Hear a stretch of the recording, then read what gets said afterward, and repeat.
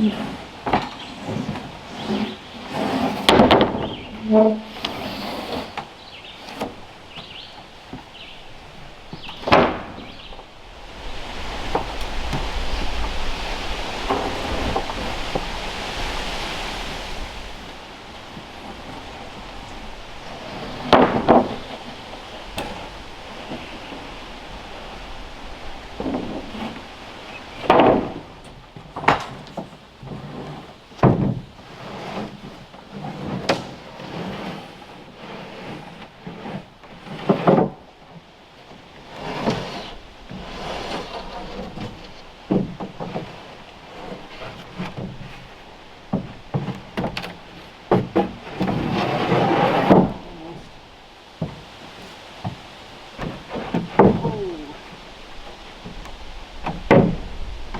this at home.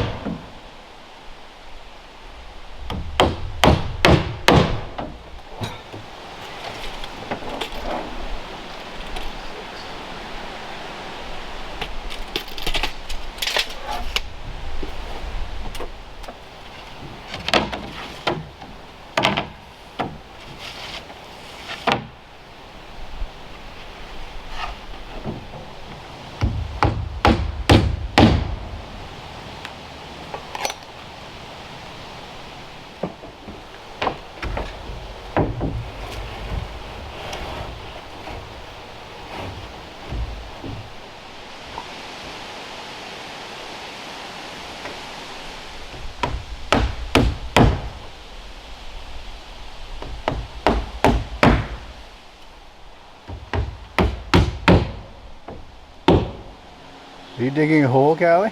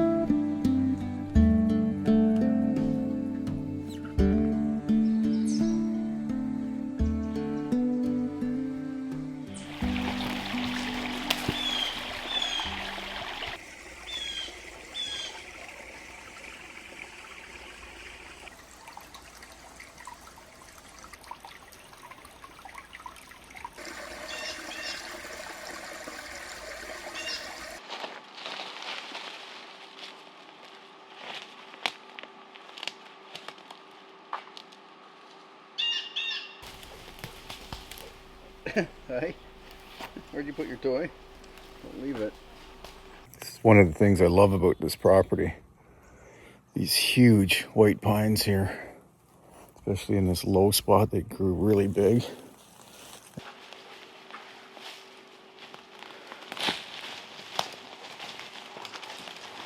Just showing you the chaga that I harvested back in, I'll show you a date here. I think it was either 2021 or 2022.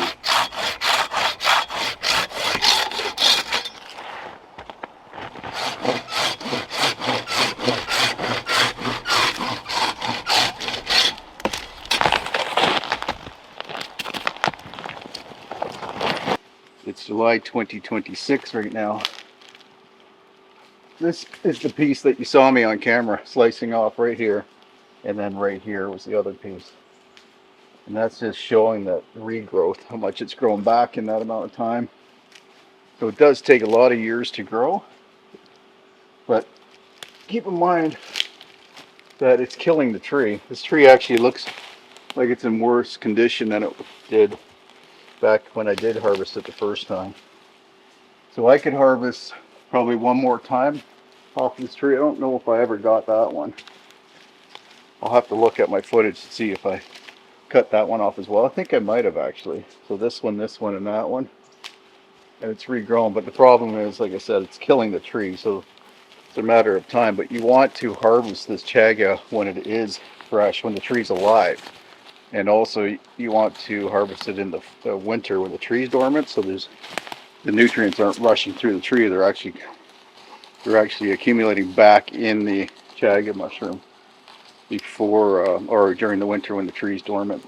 It still has different medicinal properties that are valuable if you do harvest it in the summer or during the growing season, but it's definitely better in the winter when the tree's dormant, just similar to a perennial plant that stores its energy back in its bulb or in the root and then grows from that the next year.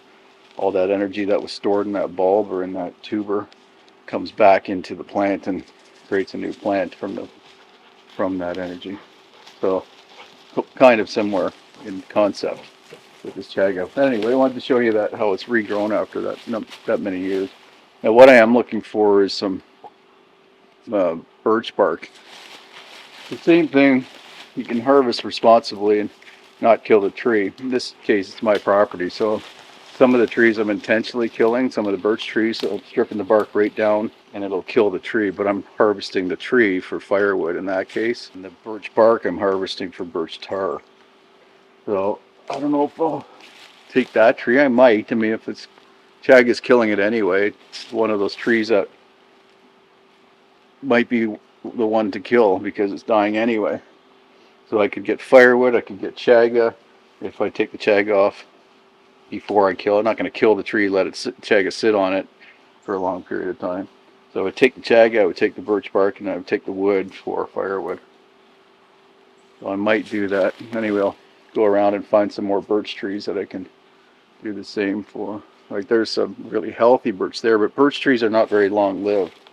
So it's kind of a pioneer species. So when this land was burned, and actually that stump right there, you can see that was harvested first. That would have been logged back in the late 1800s.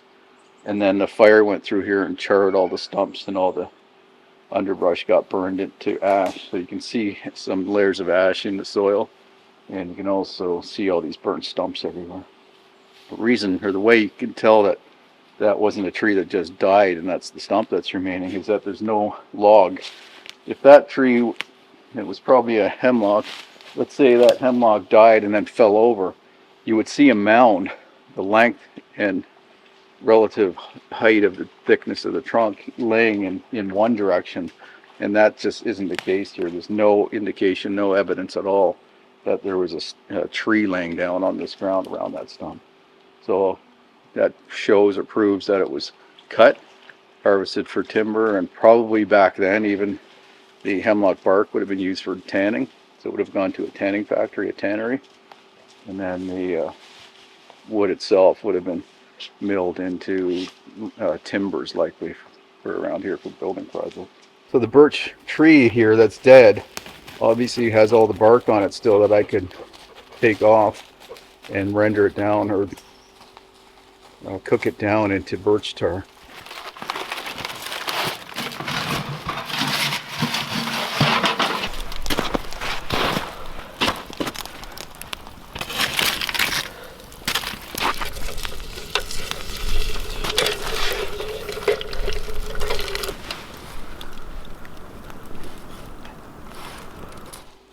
And that birch tar is really good for, it's a kind of, it has healing properties, antiseptic and antibacterial, and it would be good for putting into soap, which is something I'm going to make this fall.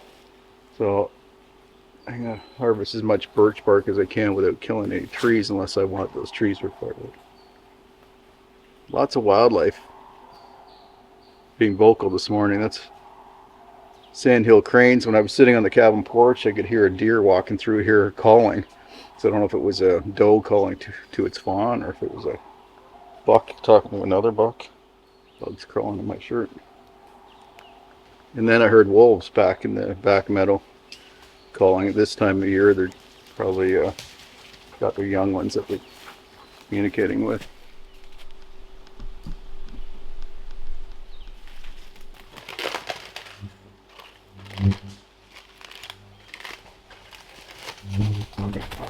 So look how it goes.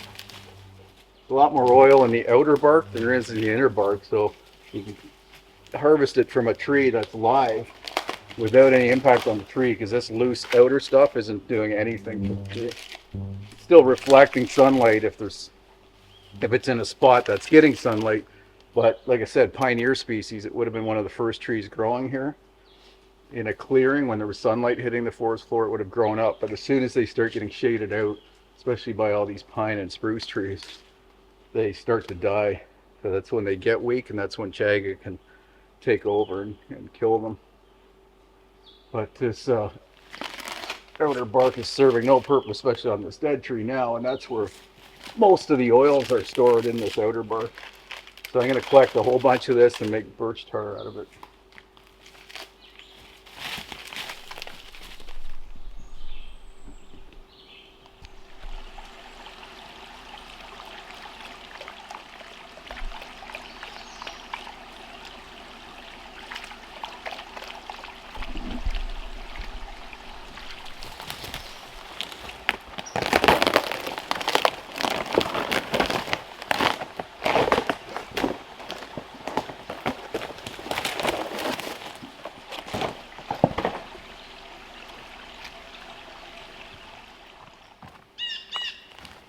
A lot of this stuff's not going to be any good. It was just offcuts to begin with. Nothing that I identified as being useful enough to protect better. Sure enough, it's all starting to rot. And yeah, it's all really just bad variable thickness, rough edge stuff. Maybe I'll just compost it all. Yeah, random thicknesses. Yeah, too thin for anything. It's just a mess, actually. Yeah, more randomness.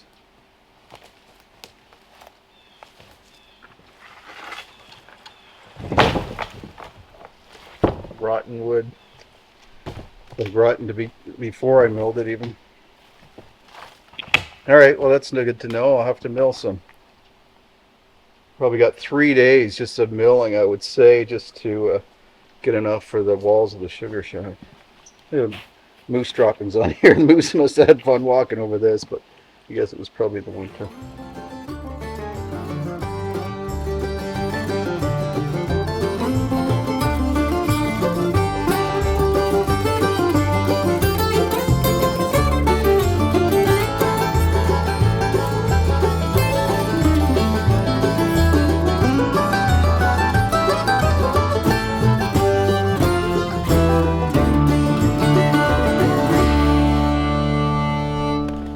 Everybody, welcome back to the cabin. Thanks for watching that video. I really appreciate it. If you're interested in this kind of content, then don't forget to subscribe by clicking on this button below. And if you want to watch more in this series, you can click on the playlist up here, or the next video that I've uploaded down here. Thanks for watching.